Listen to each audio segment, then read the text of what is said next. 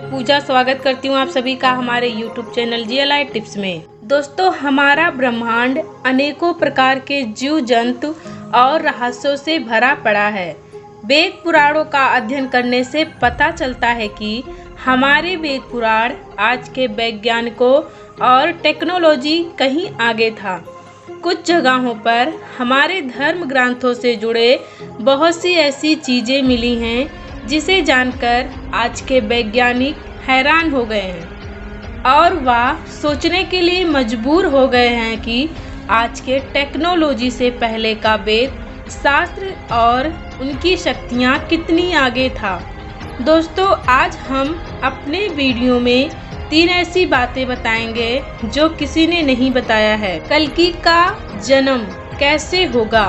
पुराणों के मुताबिक भगवान विष्णु का यह 10वां अवतार शुक्ल पक्ष की पंचमी तिथि में होगा।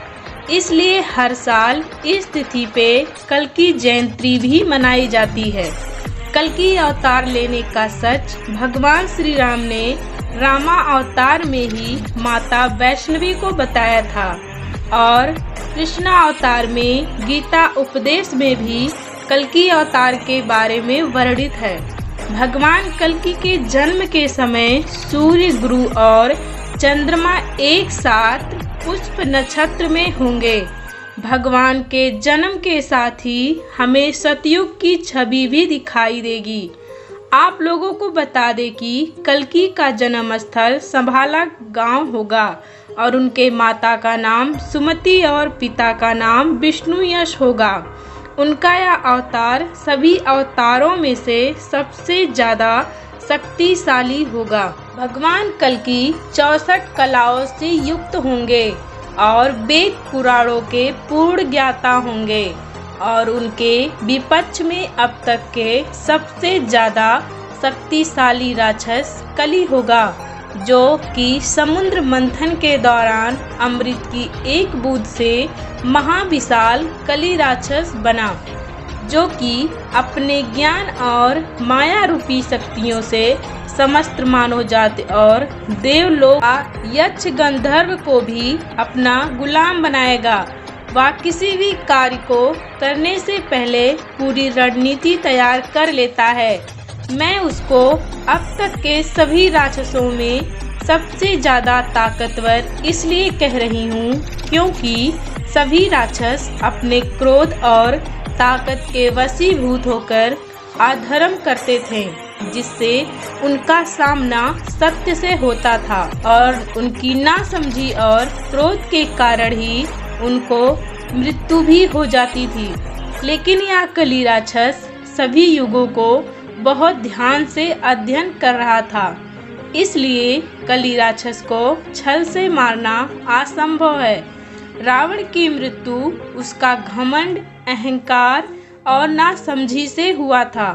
दोस्तों, रावण की मृत्यु के बारे में हम सभी को पता है, लेकिन आज हम रावण की जन्म कथा के बारे में बताने जा रहे हैं।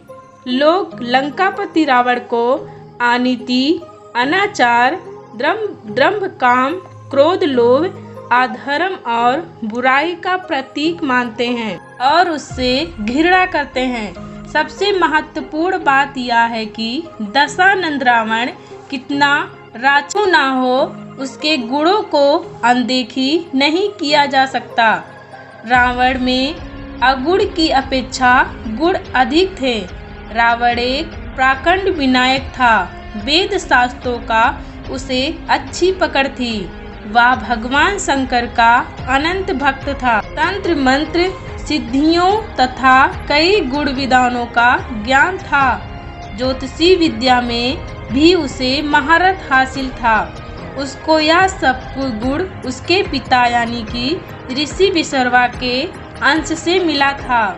ऋषि विसर्वा रावण के पिता तथा राक्षसी कैकसी उसकी माता थी, इसलिए उसे अच्छा वेद ज्ञान, शास्त्र और तंत्र मंत्र का भी विशेष ज्ञान था। हमने यह जानकारी रामचरितमानस से आधारित की है, जिसमें बताया गया है कि भगवान नारायण ने छल पूर्वक कैकसी के पिता का वध किया था जिसका बदला लेने के लिए कैकसी ने छल पूर्वक ऋषि विशर्वा से शादी कर ली थी। वह अपने माया जाल से खुद को असहाय बताकर ऋषि विशर्वा का दिल जीत लिया था और उनसे प्रेम प्रसंग करके विवाह कर ली थी।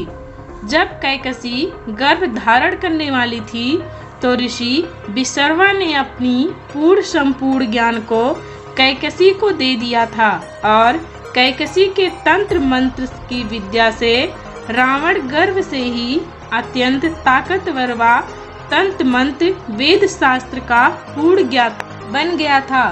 इसलिए रावण के जन्म लेने के कुछ समय बाद ही अपने बड़े भाई का राजपाट अपने नाम कर लिया था, जिसमें लंका भवन भी एक उदाहरण था। दोस्तों, आपको ये जानकारी कैसा लगा नीचे कमेंट बॉक्स में हमें कमेंट करके ज़रूर बताएं। हमारे चैनल पे नए हैं तो चैनल को सब्सक्राइब करें। धन्यवाद।